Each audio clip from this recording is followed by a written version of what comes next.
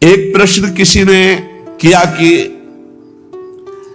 आप जो प्रायः ये कहते हैं कि श्री जी सर्वोपरि और उन्हीं के अंश से दुर्गादि शक्तियां हैं, तो मुझे चुभता है कि जैसे आपकी इष्ट राधा महारानी है, ऐसे हमारी इष्ट माता जी हैं, तो आप कहते हो करोड़वें अंश में दुर्गा जी हैं श्री राधा रानी के, तो हमको भी तो चुभता है कि आप कहते हो। हम नहीं कह रहे। तस्मात् शास्त्रम प्रमाणन्ते कार्याकार्यो व्यवस्थितो। पहली बात तो हमारी श्री जी क्या है, जब हम श्री जी से चित्त जोड़ेंगे तब पता चलेगा। और दूसरी बात है कि जो शास्त्रों में लिखा है उसे, पद्म पुराण पातालखंड अध्याय 81, भगवान शंकर कैलाश में विराजमान है, देवर्षि नारद जी शनकादि बड़े बड़े महापुरुषों की सभा लगी हुई, उस सभा में कह रहे हैं, नारद जी को संबोधन करके भगवान शिव कह रहे हैं, हे नारद जी, ये जो श्री कृष्ण प्रिया राधा है, ये महाचैतन्य शक्ति स्वरूपा जितनी भी देवियां हैं, ये सब इनके अंश से प्रकट हुई है। ये अंतरंग विभूति है, इसीलिए इनको कोई जानता नहीं, अत्यंत गोपन तत्व है, इसीलिए इनका एक नाम गोपी है। श्री कृष्ण सदैव इनकी आराधना करते, इसलिए नाम इनका राधा है, और ये सदैव श्री कृष्ण की आराधना में रहती, इसलिए इनका एक नाम राधिका है। ये और श्री कृष्ण दो नहीं है, श्री कृष्ण में राधा है, राधा में श्री कृष्ण है। ये राधा परादेवता है। जितनी भी लक्ष्मी आदि शक्तियां सब इन्हीं के अंश से हैं। आपको भगवान का आह्लाद कहा गया है, आह्लाद, और जब मूर्तिमान ये हुई तो राधा कह गई, किशोरी जी कह गई। और तत्कला कोटि कोट्यंसा, भगवान शिव बोल रहे हैं, तत्कला कोटि कोट्यंसा दुर्गाद्यस त्रिगुणात्मिका। दुर्गा आदि जितनी त्रिगुणात्मिका दैवी शक्तियां हैं, ये इनके कला से करोड़वें अंश में प्रकट है। ये ही प्रकट है, पर करोड़वें अंश में प्रकट है। हम नहीं कह रहे, ये भगवान शिव कह रहे हैं। जो राधा कृपा कटाक्ष पढ़ते हैं, वो पढ़ के देखे, आखिरी में भगवान शिव कह रहे हैं, क्रियेश्वरी मखेश्वरी स्वधेश्वरी त्रिवेद भारतीश्वरी प्रमाण शासनेश्वरी।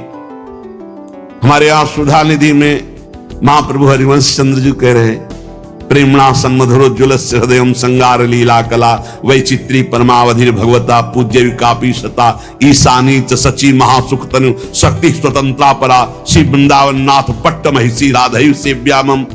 बोले तत्कला कोटि कोट्यंसा, कला उन्हीं की कला, राधा की ही कला, श्री किशोरी जी के ही अंश से करोड़वें अंश में सब शक्तियों का प्रादुर्भाव हुआ। श्री राधा अपने अंश से महालक्ष्मी रूप धारण करती हैं, तो भगवान श्री कृष्ण नारायण रूप धारण करते हैं। मुनिश्रेष्ठ, थोड़ा भी भेद नहीं है। ये श्री राधा दुर्गा रूप धारण करती है, तो श्री कृष्ण शिव रूप धारण करते हैं, रुद्र। जब श्री कृष्ण के अंश से इंद्र, तो श्री राधा किशोरी के अंश से सची इंद्राणी। जब श्री कृष्ण के अंश से ब्रह्मा, तो राधा किशोरी के अंश से सावित्री देवी। जब श्री कृष्ण के अंश से यमराज, तो उनकी पत्नी धूमोरणा के रूप में श्री राधा किशोरी। अधिक क्या कहूं, इन दोनों के सिवा किसी की सत्ता ही नहीं। यही सब चिद चिद लक्षणम सर्वम राधा कृष्णमयम जगत। चेतन अचेतन सारा संसार श्री राधा कृष्ण का स्वरूप है। नारद जी, मैं इन विभूतियों का क्या वर्णन करूं? अगर 100 करोड़ वर्ष तक राधा की महिमा वर्णन करूं तो भी नहीं कर सकता। भगवान शिव कुछ ऐसे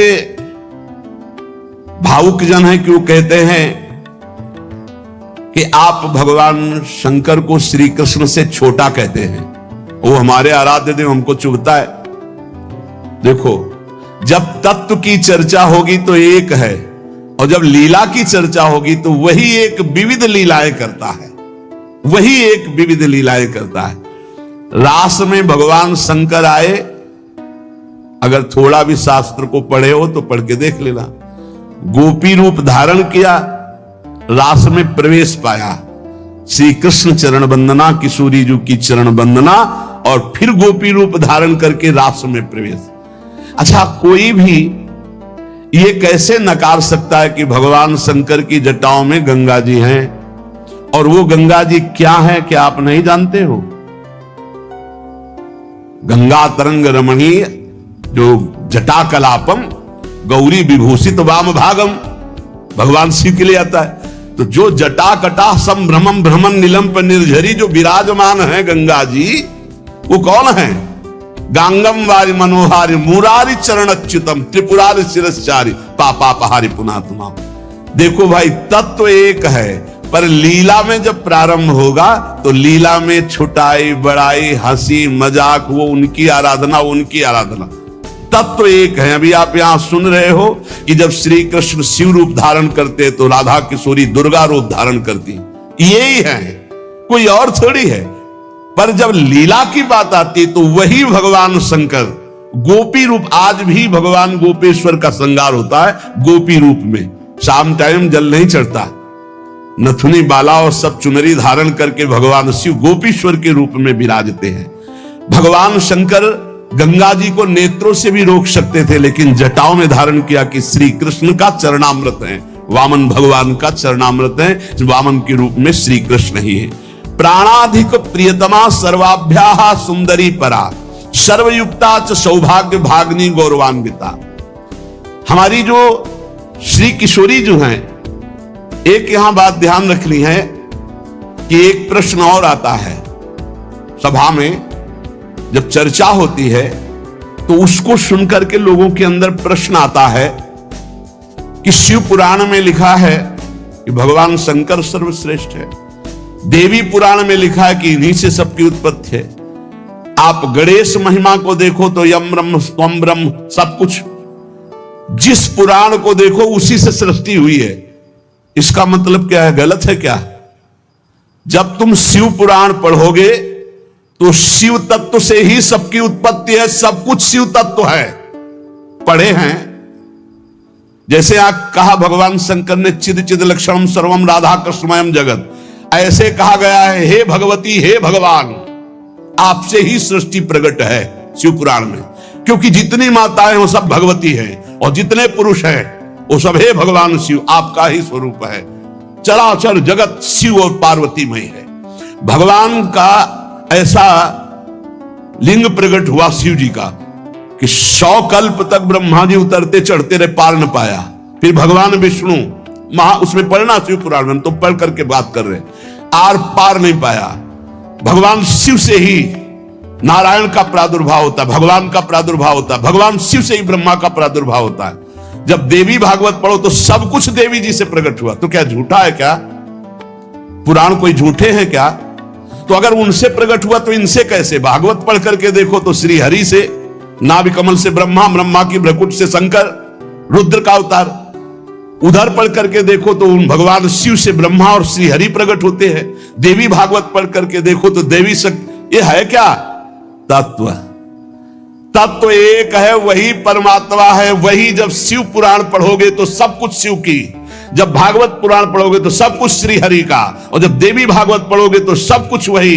देवी प्रपन्नार्थ हरे प्रसीद प्रसीद मातर जगतो खिलस्य प्रसीद विश्वेश्वरी पाहे विश्वम त्वमीश्वरी देवी चराचरस्य। हे देवी, तुम ही चराचर में व्याप्त हो, तुम ईश्वरी हो, तुम सर्वशक्तिमान हो, तुमसे बढ़कर कोई नहीं। क्या समझते हो? जो जहां है वही परम तत्व है और वो वही सब कुछ है। इधर से हम देखेंगे तो कृष्णाकार, उधर से देखोगे तो शिवाकार, उधर से देखोगे तो दुर्गा में, उधर से देखोगे काली में। जो बोलो वही परम तत्व है। पर जब हम लीला का गायन करते हैं तो लीला में विभाग हो जाता है। वही एक परमात्मा, वेद कहता है एकोहम बहुश्यामा, मैं एक बहुत रूपों में हो जाऊं। अब वही परमात्मा शासक बन गया, वही शासित हो गया, वही धर्मात्मा बन गया। उसी के छाती से धर्म प्रकट हुआ, उसी के पीठ से अधर्म प्रकट हुआ। अधर्म करने वाला दंडनीय हो गया, धर्म करने वाला बंदनीय हो गया। लेकिन दंडनीय और बंदनीय में, दोनों में एक तत्व विराजमान है। तत्व में अंतर नहीं। ये जो समझते नहीं ना, लीला को समझते नहीं है और तत्व को समझते नहीं, तो ये झगड़ा करने लगते हैं कि शिव को छोटा कैसे कह दिया।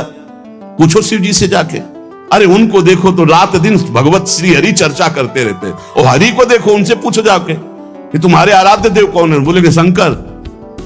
हरि से पूछो कि तुम्हारा गुरु कौन, बोले शंकर। और शंकर जी से पूछो तुम्हारा आराध्य देव को, बोले हरि। और हम आपस में लाठी चलाएं।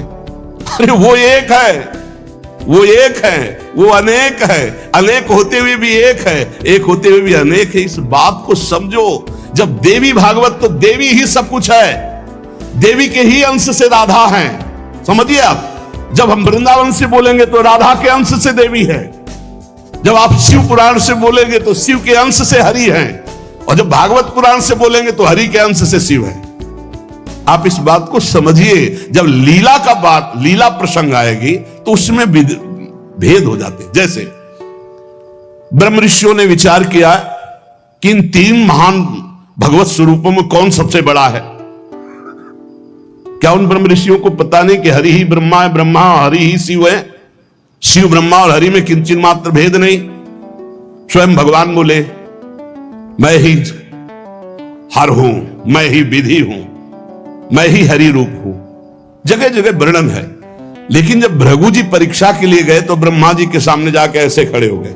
यह भद्रता है गुरुजनों के सामने ऐसे खड़े होना, ऐसे नहीं खड़े हुआ जाता, ये अभद्रता कही जाती। गुरुजनों के सामने सावधानी पूर्वक हाथ जोड़कर या बहुत नम्र ऐसे। अब वो गए और ऐसे खड़े हो गए। ब्रह्मा जी ने कहा तो सभा की मर्यादा के विरुद्ध है, पर भृगु जी उनके पुत्र हैं, थोड़ा गुस्सा आया पर शांत रहे। शंकर जी के पास गए, बोले आओ भाई, बहुत दिनों बाद आगमन हुआ भृगु जी से।